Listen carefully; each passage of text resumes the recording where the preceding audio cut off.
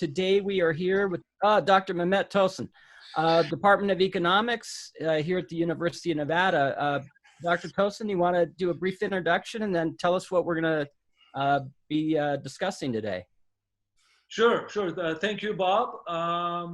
Well, my name is Mehmet Tosun. I'm a professor of economics in the Department of Economics, College of Business, University of Nevada, Reno.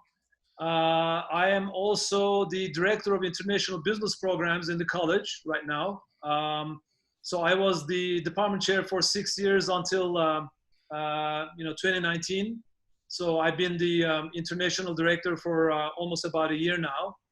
I guess one thing that is pretty related to what I'll talk about today, I'm also the recipient of an endowed professorship called Barbara Smith Campbell Distinguished Professor of Nevada Tax Policy. So that was through an endowment given to the College of Business about 5 years ago.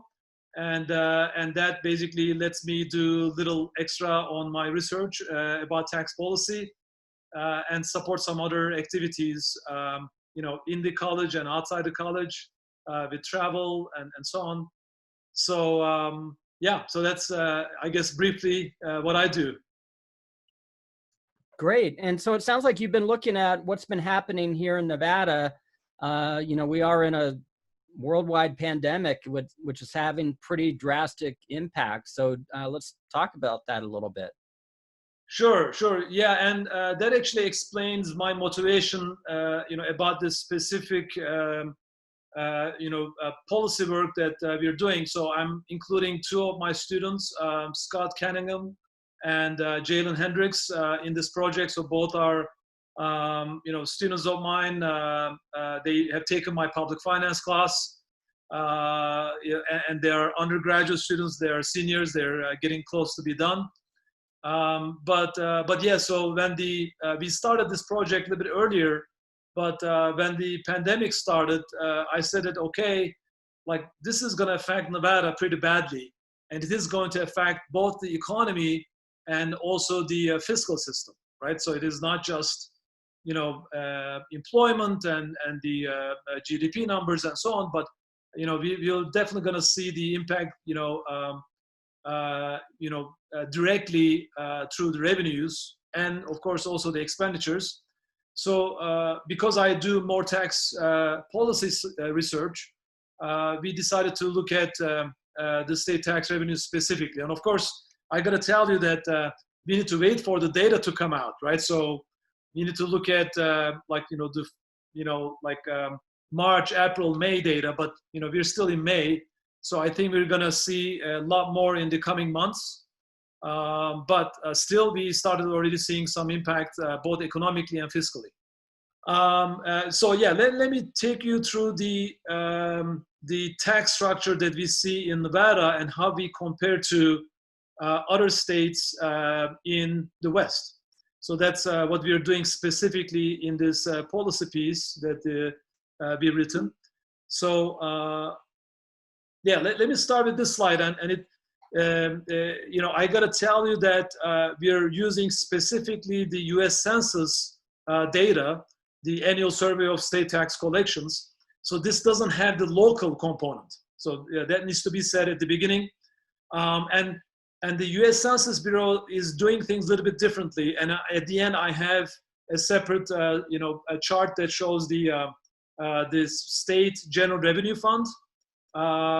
But there are, of course, a lot of similarities. But sometimes people look at it and they say, wow, 80% of our tax structure is coming from pretty much taxing sales, right? But that's at the state government level, because this doesn't include the local property tax, right? That is true. So the sales tax for Nevada is the bread and the butter, right? So we are getting the majority of the revenue from just this broad-based sales tax, and then another big portion coming from the selective sales taxes, and then a little bit of the license taxes and everything else. And because I know that people will ask this question, in the next slide I actually have explanations of what do we mean by general sales and selective sales? When we say general sales, we're mainly talking about this broad-based tax on goods and some services. Like in Nevada, we tax very few services, but we have a tax on goods. And of course, we also exempt certain items such as food products.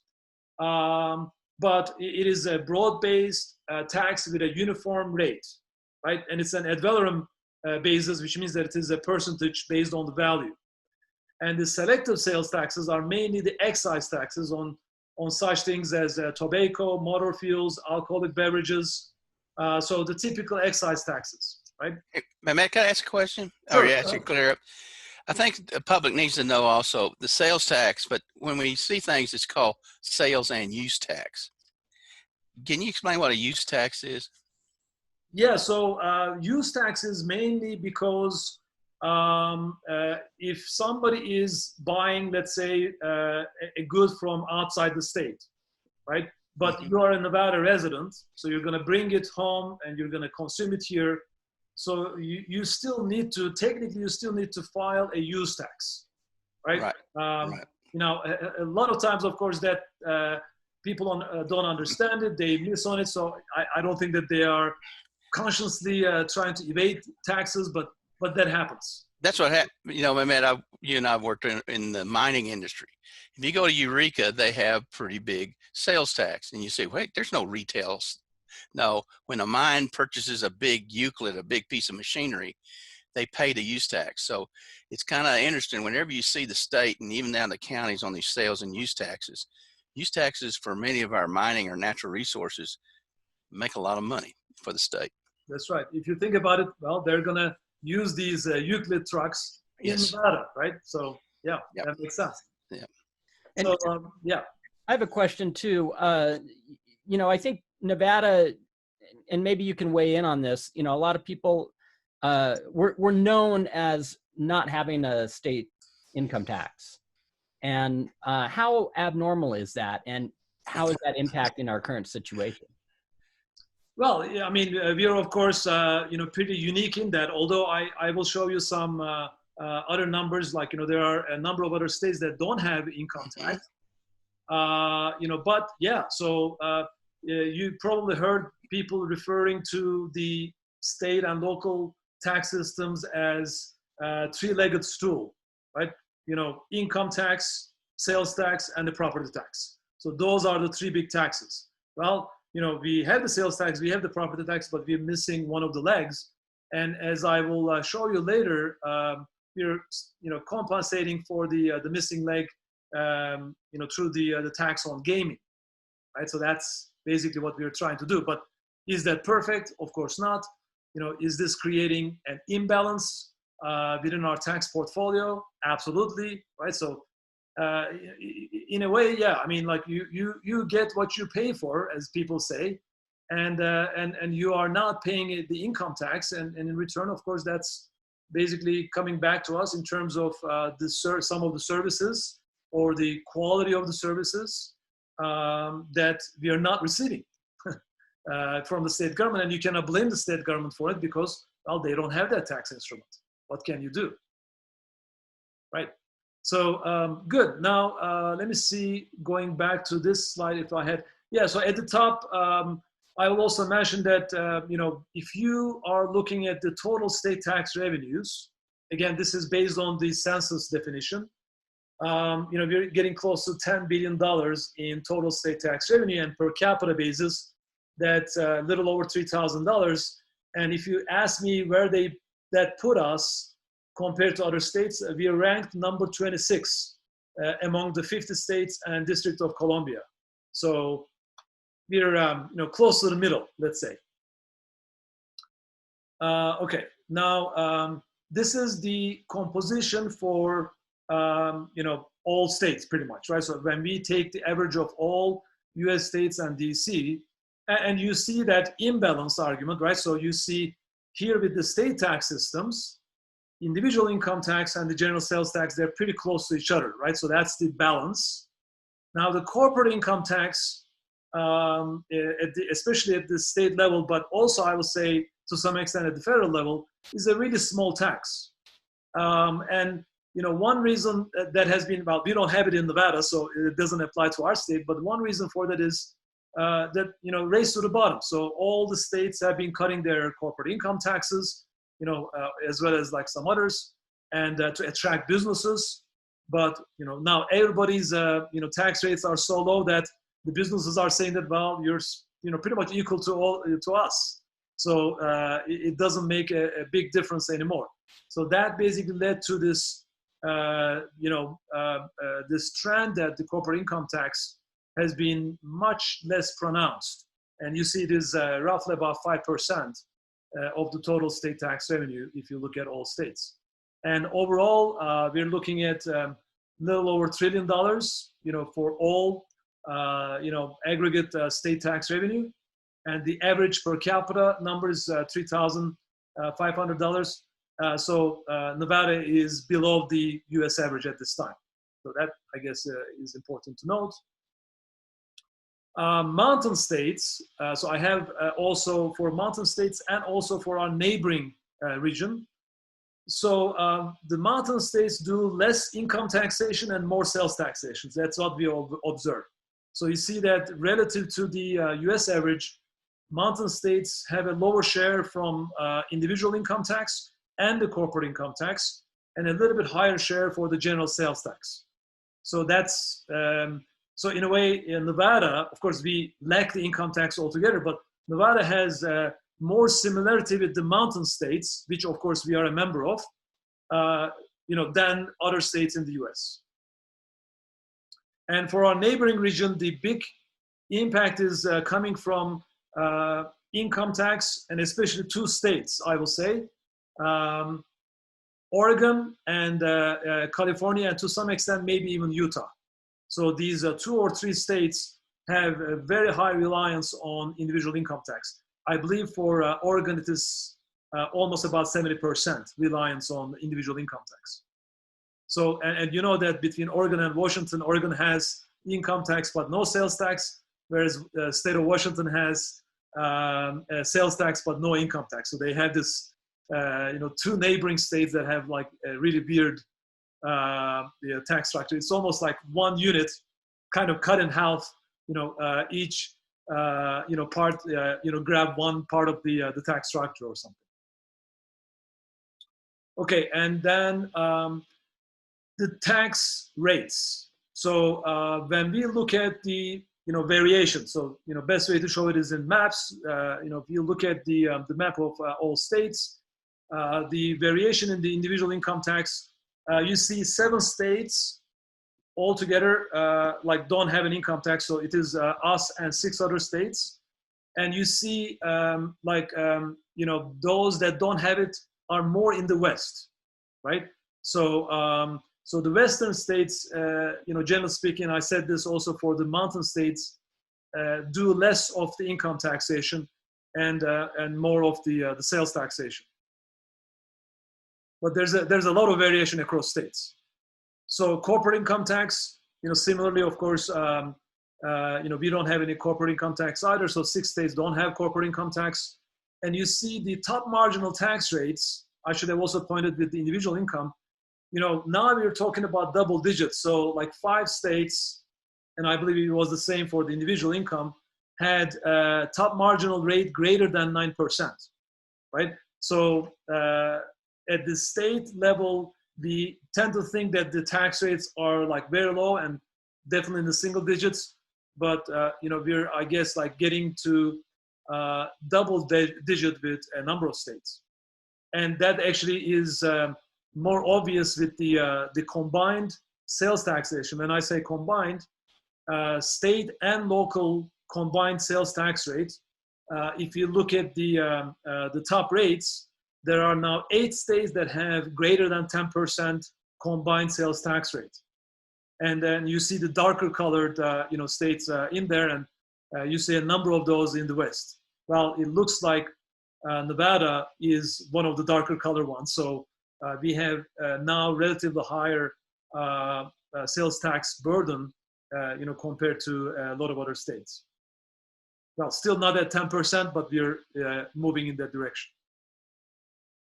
And I can say that generally speaking, we are seeing a trend towards less property taxation as well.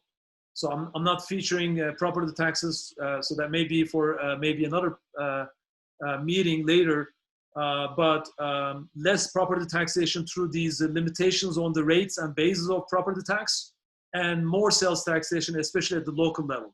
That's the trend we are seeing across the US these days. Now, let's come to what happened in the most recent recession, the Great Recession. And I guess like this makes the point, right? So we have for Nevada, the total state taxes and those two items that make the largest part of the total tax revenue, the state general sales tax and the selective or these excise taxes. So you see that, and I'm just going to point it with my cursor here, that the drop in the state general sales tax is pretty steep. So the recession started at the end of 2007, like December 2007, and went until the middle of 2009, 18 months of recession, right? So we see sort of a pretty steep drop in especially in the general sales tax, and you see that the recovery actually started much later than the excise taxes and the total state tax revenue. So the general sales tax was impacted greatly and for a longer time. So among the Western states, our comparison group, after Arizona, we had the largest drop in the general sales tax revenue with a little over 24% during the Great Recession. So thinking about the current pandemic and the impact of the pandemic, you can bet, right? So we are still waiting for the data to come, but you can bet that very easily that the sales tax will be the one that is impacted first and maybe the most, right? Well, we don't have an income tax, so we cannot compare it to that. But all of the tax revenues will be impacted, but the sales tax revenue, because it is so much tied in our state to visitors from outside, to tourism, the leisure, hospitality sector, that we're going to be hit really badly with the drop in the sales tax revenues. So specifically, I have some tables. I'm not going to basically go through all the numbers because it's a lot. So in the table, you see the Nevada numbers again and how we compare to the rest of the Western states. So there are 13 Western states, and you have actually separate averages for the mountain states and so on. So in terms of per capita tax revenue, as I said before, we're below the average for the all U.S. states, but we are a little bit over the mountain states, but close to the mountain state number than, of course, the average for the U.S. So, and you see also with the total tax revenue, the average is little over the average for the mountain states. Of course, you see crazy high numbers for the averages for the all U.S. states and the neighboring. Well, you can, of course, understand that that's probably driven by outliers such as California and some of the big high-income states. And these are the changes in revenues. And again, I'm just going to point with my cursor here that this is the drop in the general sales tax revenue, a little over 24%. So it is the second after Arizona's. And in terms of the excise taxes or the selective taxes, we are second, after New Mexico.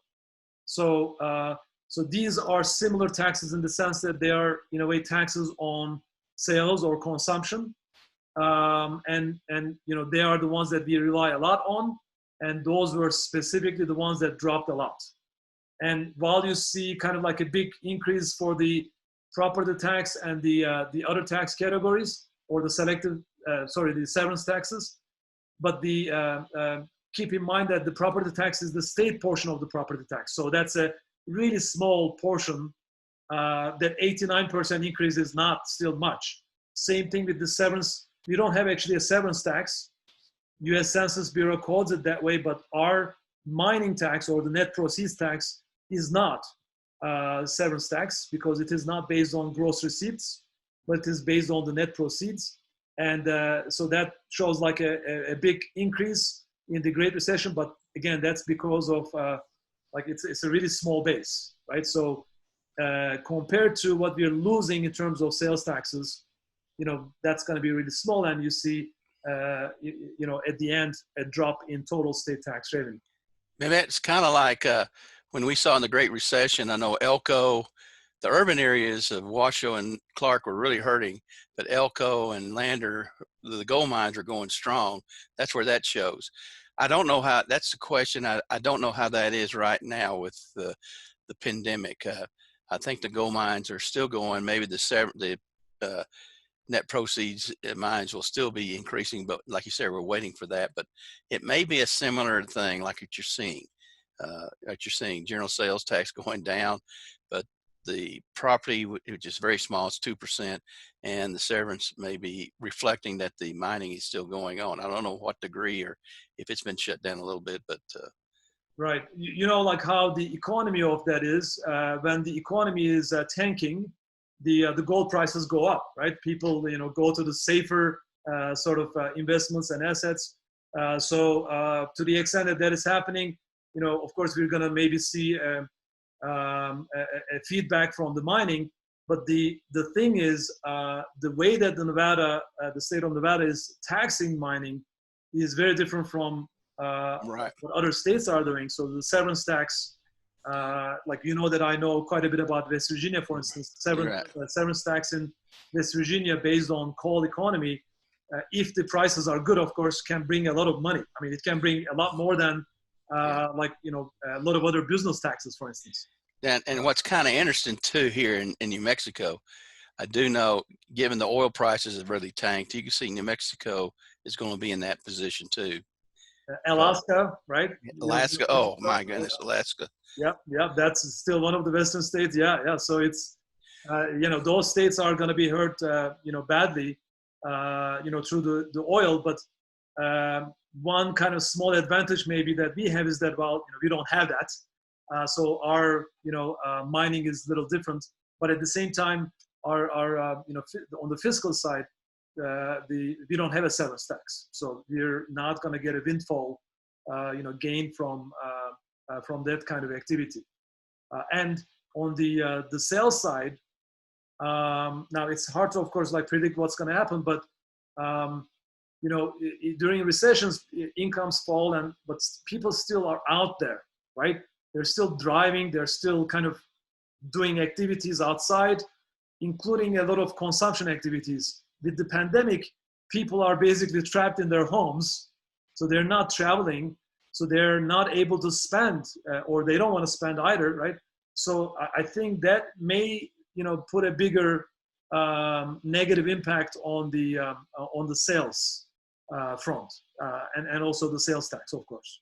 So we'll see what happens, but that's maybe will be specific to pandemic type events as opposed to just the regular plain vanilla recession that we have, right? I agree with not only with personal consumption go down, but also those industries that pay use tax, their activities don't be less too, and so it's going to be similar to the Great Recession, but also dissimilar. Yeah. Okay, let's see.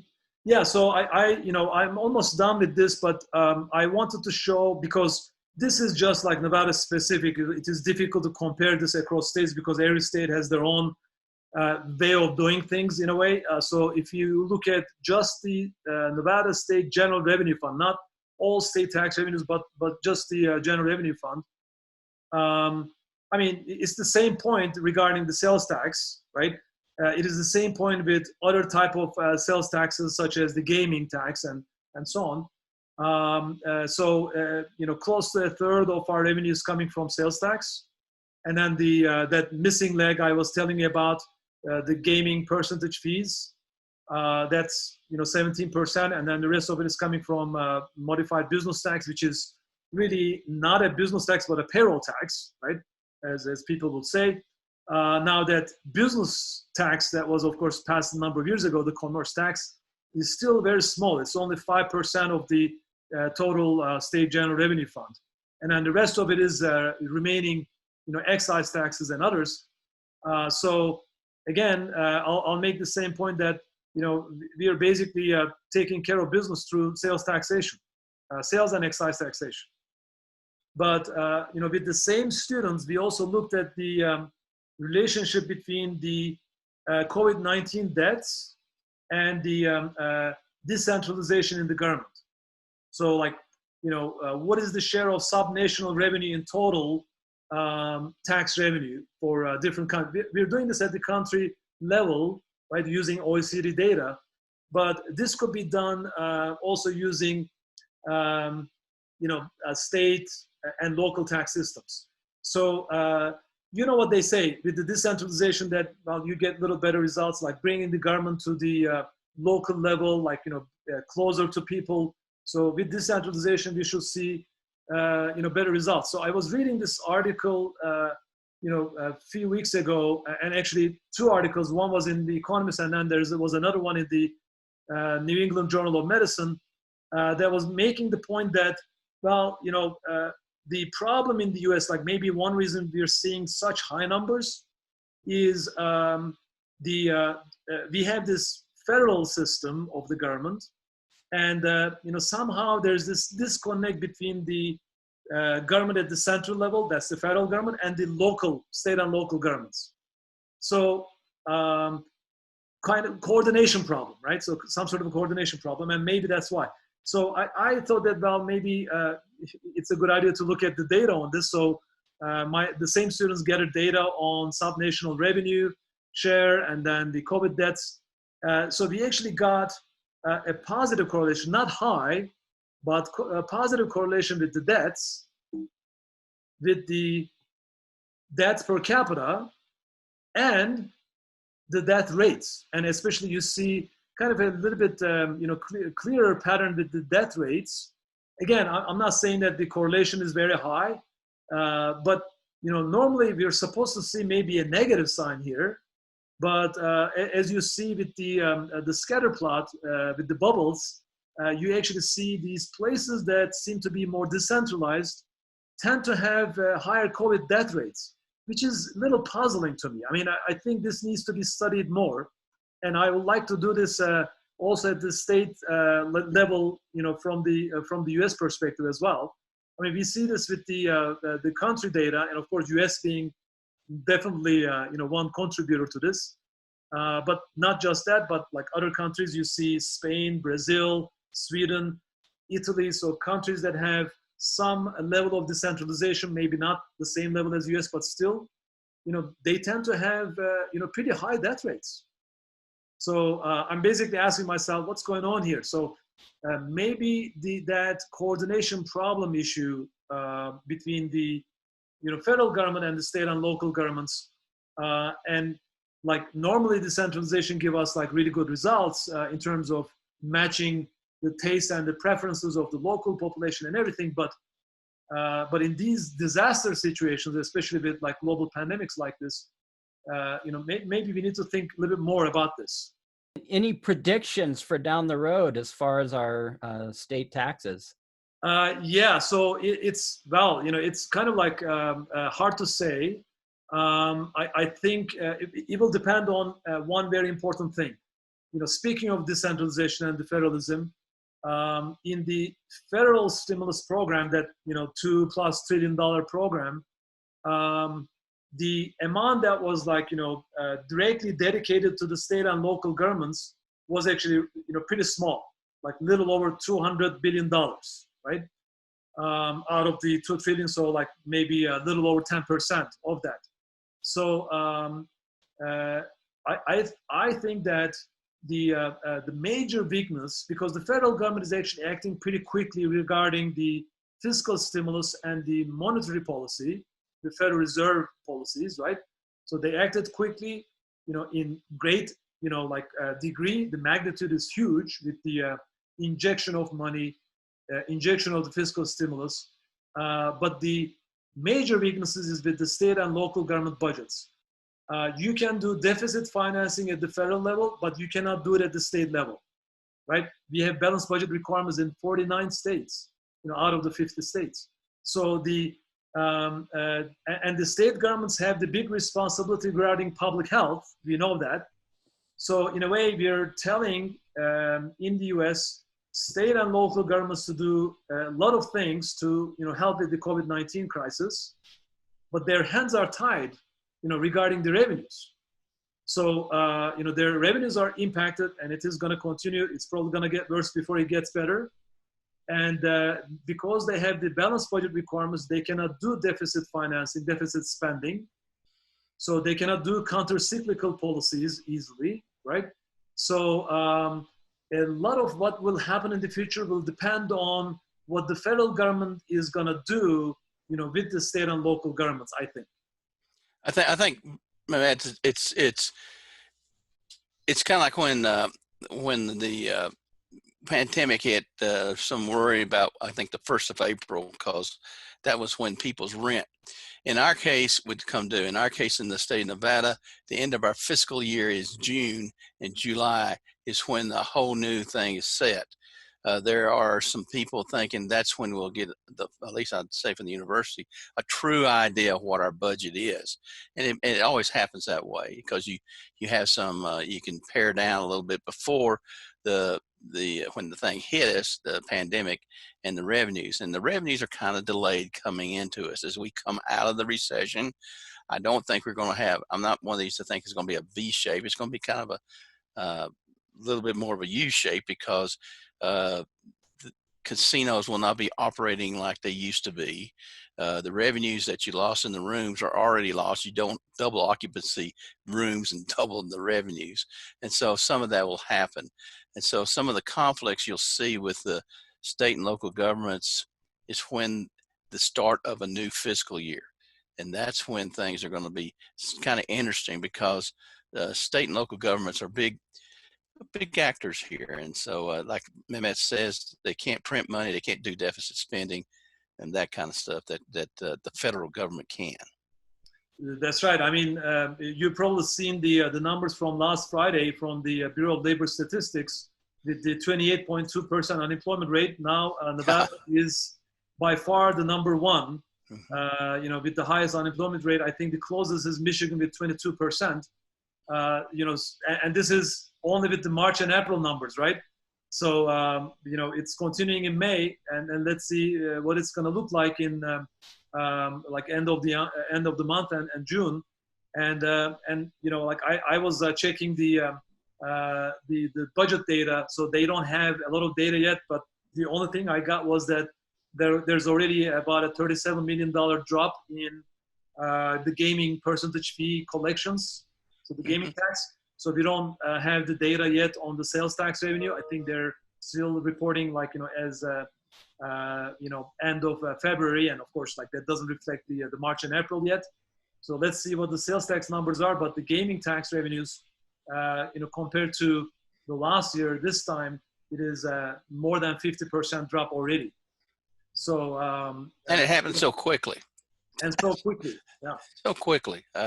All of us had to become teachers of online education in a week. And so a lot of Nevada workforce has changed a lot, and a lot of things. And this is, you don't have time to take your breath. All of a sudden you got to hurry up. There's another danger coming on. So, this is kind of interesting. What Matt was showing is that the differences between state governments, how they get revenues, have impact on their fiscal balances, and how they get impacted here. And the West is very familiar. And the other thing the West has that I've always worked on is public lands, payment in lieu of taxes. Another thing that's kind of strange that we have out here and seems odd sometimes on our fiscal network. But this other thing, it's kind of, I got to think this through here on this one, but the impact is not only in the economy. I know we've done a lot on livestock and all that, but also on the local and state government, which really impacts a lot of people locally, because that's your in-house government right there. Right. I mean, at least we can say, Tom, that there's a lot to be studied here. Yes. So, my plan is to look at the local taxes, local, side of things in the western states, which we hopefully will do, together as well, right? Yep. But yeah, so looking at how things are right now, it's pretty bleak. Yep.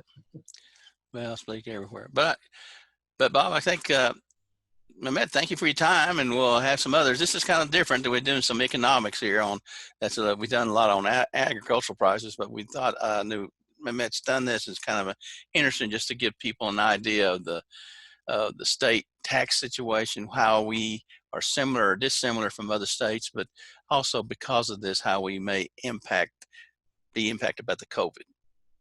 Yep. All right. Thank you. Thank you. It was a pleasure. Dr. Harris. Thanks, Dr. Tosun.